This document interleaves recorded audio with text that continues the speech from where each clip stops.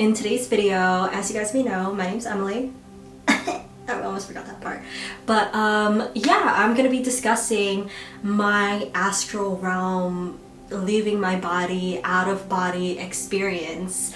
And this is a part 2 to the video that I just posted a few days ago, discussing my sonic crystal Reiki session with Mel Rio. Because during that deep meditation, if you guys have not seen that video, go click on that video and watch that video first, because this video will make a lot of sense, because I actually got to capture how my body looked, which was deadly. I looked dead.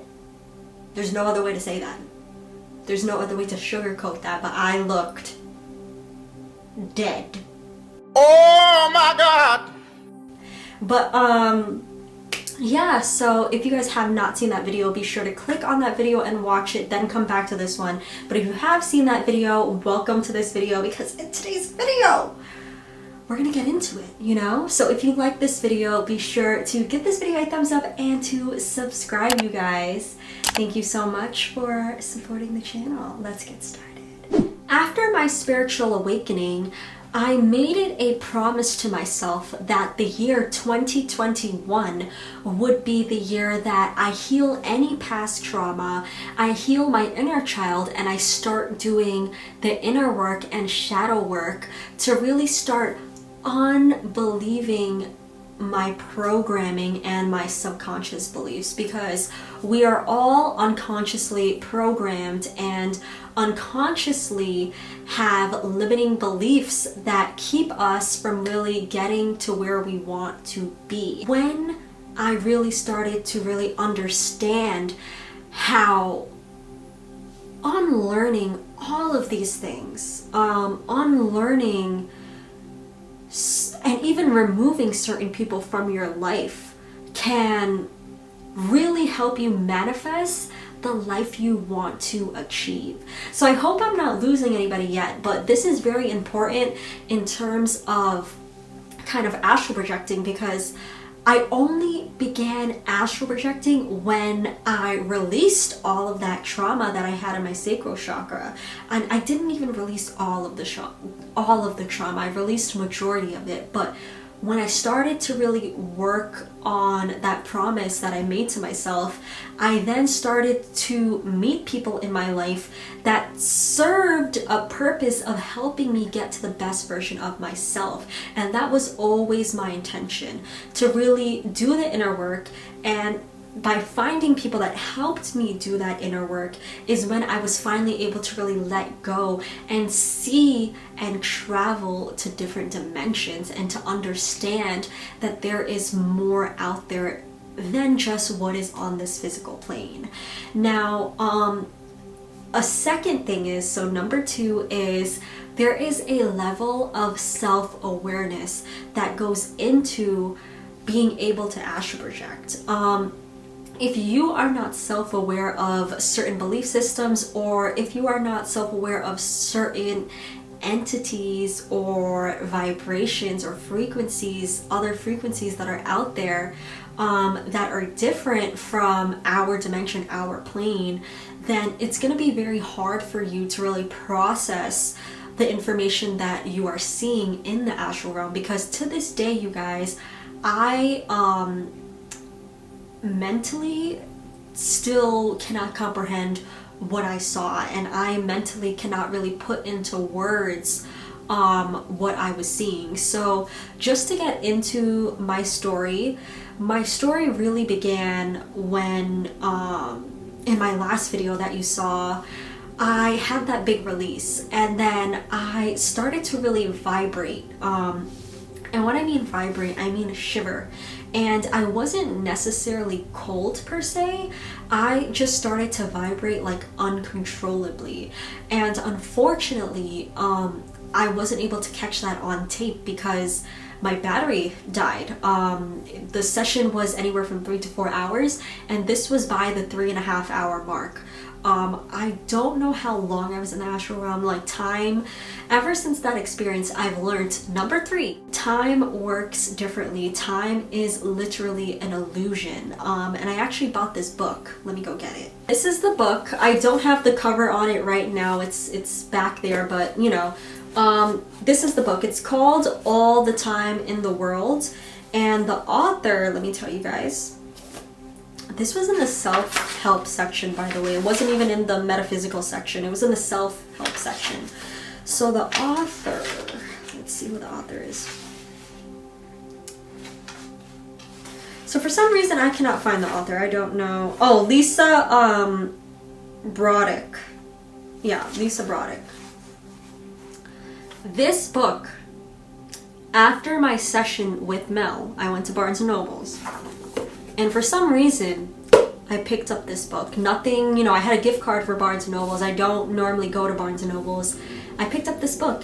And this book, it was really advertising how to control your time better. But what I didn't expect is as I'm reading this book, it starts to talk about quantum physics. And it starts to talk about how time is literally an illusion, and that if you can manipulate time, then you could literally achieve all of your desires. What are the odds that after my session with Mel, I would go to Barnes & Noble's and pick up this book thinking that it will teach me how to manage my time better, which it does, but the first few chapters are scientific base heavy. It is literally discussing how time is literally an illusion. This whole thing is an illusion, and our clock that we are programmed to really be on is just an illusion. And it was so weird how after that session, little things like that just started to kind of like come to me. Information just started to come to me like that. So I highly recommend you pick up this book, Transformative, first of all.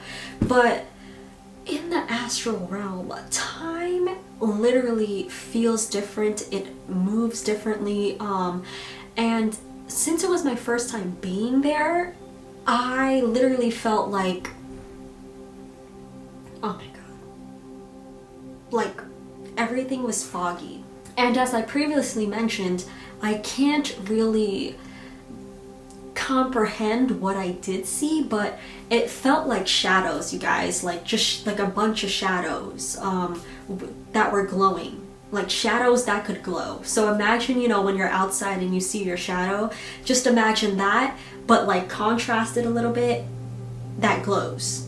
I do have like just 2 questions. Mm-hmm. The first one is like after that, like, and like, you know, I cried and stuff, which I wasn't expecting. You know, I went into this with like such like an open mind. Okay. So I kind of had like literally like an out of body experience. That's normal. It is normal. Some people travel to other dimension. They go to the spiritual realm to help you can connect closer with your spirit guides or angels. I don't know who the angel is, want to connect with you. Because, yeah, once I left my body... How did you feel when you were out of your body, though? I felt like I was like, once I left my body, I felt it, and then I felt myself, because I've never had like an out-of-body experience in my entire life. And I felt like I was connected to my body with a cord. And then I was like in a waiting room. I felt like locked in like this like... Almost kind of like you're in the womb and you're in the umbilical cord connecting to your body, I'm thinking of? Like, I don't know what that meant. So I wanted to, like, it's a good thing you told me that, because I didn't know, like, you know, like people could like astral. Yeah, people travel all the time. That's why, especially when you do the drum, or the drum usually sends people off on a journey, usually connect with their spirit guides or their ancestors. The singing bowls also could, you know, send you off to another place, and I don't know, everybody's different. Some people, one time actually, one lady told me she got lost in someplace else and couldn't come back. And I saw her struggling during the sound bath. I'm like, are you okay? She felt like she couldn't breathe because she was stuck in this other place where she was. She didn't know where she was, and she got scared. So I had to slowly bring her back. And then she didn't come see me afterwards because she didn't understand what that was. And I'm not a medium either. I don't know where you travel when you go someplace. But everybody goes, somebody goes somewhere else, and people go to other dimensions. everybody's different depending on their level of meditation. So yeah. So shortly after experiencing these figures in different shapes and forms that kind of reminded me of a very hazed, glowing shadow, I then, what it felt like lightning speed, kind of just like whooshed back. It was really weird. Like I saw my hands, or what were supposed to be hands, like my own hands, very like, I don't know, like ripply, if that made any sense. Like you could see the ripples, you could see the glow, and I felt like I was like pushed back and at lightning speed. And I just remember me like, you know, zipping, and like everything around me was like moving super fast. And I slammed into this metal silver steel chair. Now I don't know what put me there, who put me there, if like these things I were seeing was actually real, like living things per se, living things, not just figurines. But I was then like pushed back into like this silver chair, and like at first it was just like me in this chair and like nothing around me, like everything was open spaced. And then I felt like something kind of trapped me in there. I'm not sure if it was me, but I saw like whoosh, like this is the chair, and then it was like whoosh, like the floor, which was beige, it was like a tan beige, and then the walls came in like whoosh, whoosh, whoosh, whoosh, all at the same time. It was like whoosh, the floor, then 1, 2, 3, 4, like 4 walls, so a square, and then the ceiling was like whoosh. And then I remember just like sitting in the chair, like kind of like this, because I was like pushed into it from what it felt like and what I saw. And then I was like trapped in this box, a beige tan box, and it was me. I was like this light blue color, I don't know what that means, but I was like this light blue color, and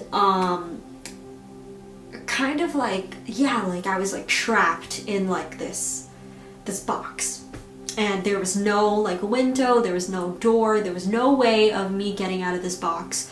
So I kind of just sat there until the sound bowl, until like, you know, the session was kind of over. I really only experienced seeing those like shadowy figures for like a few minutes, and then like I felt like I was in that room for like, I don't know, 20-30 minutes. But as you may know, time works differently there. Time is an illusion, and that's one message that kept like getting to me when I was in the astral realm. Like you know, I kind of felt like there was a lot more barriers that I had to like overcome in order for myself to really see what's truly out there. So I'm not sure if I trapped myself in that box or if I was put in that box, but I was literally in a beige box, and there was like nothing, like no way of me getting out of it. I was just like trapped in there. It was like I was in a waiting room, but I was only the one in there, and it was very weird. I did not know what to do, but the whole time I felt very calm. And that goes back to number 4. It wasn't until like I fully released everything, I had a sense of like calmingness over me, and I felt like, you know, I didn't know I was gonna astral project. I didn't know like, you know, any of that stuff was going to happen, but I felt like when I was purely at peace is when I was able to really kind of like uplift my vibration, like raise my vibration. And that's why I physically do not think, mentally, yeah, I do think so, but physically I do not think that you could force yourself into the astral realm. I really think like after experiencing that myself, like the only way into the astral realm is when you're truly at peace, and that really only comes from like meditating. And then again, it could take hours. Like, do you have like, you know, 5 hours to meditate? You know what I mean? Like, it takes hours to kind of go into that like serene, deep, peaceful state. Because I've done guided meditations at home, and like the longest I've done a guided meditation for was probably about like an hour and 30 minutes. I've never gone past that because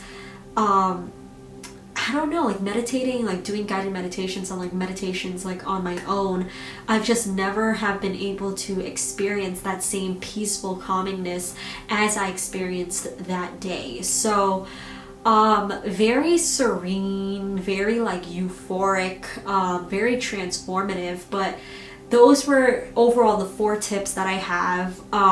Just like truly letting go, you know, if you want to add that as a 5th tip. But I feel like letting go is a part of all of the other things I was saying before, because yeah, it wasn't until I truly kind of like did that big release, I let go of so much that I was holding on to, that I was really able to really enter that plane.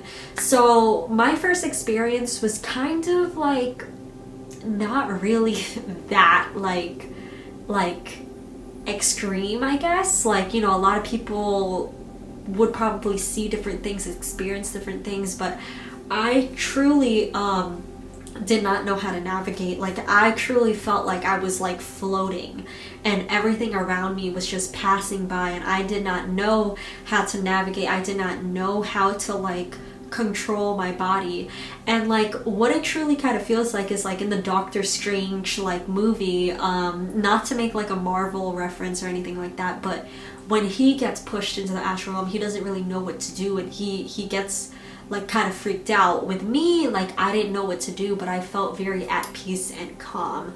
But yeah, it's just kind of like, I guess, like learning how to like self-aware like navigate. That was extremely hard. So I truly believe, like to this day, maybe something that was out there that kind of saw me like struggling, didn't know what I was doing, maybe something out there put me into that box. Or maybe how I look at it as like there's a lot more things within me that I have to overcome in order to let myself out of that box, because only ourselves, like we create our own limitations, we create our own belief systems, we create literally our life, you know what I mean? And yeah, I just took that as a sign that I need to overcome a lot more things until I am once again like physically able and mentally able to really understand all of that. So I know this video was long, you guys, but that is truly my experience when it comes to astral projection. So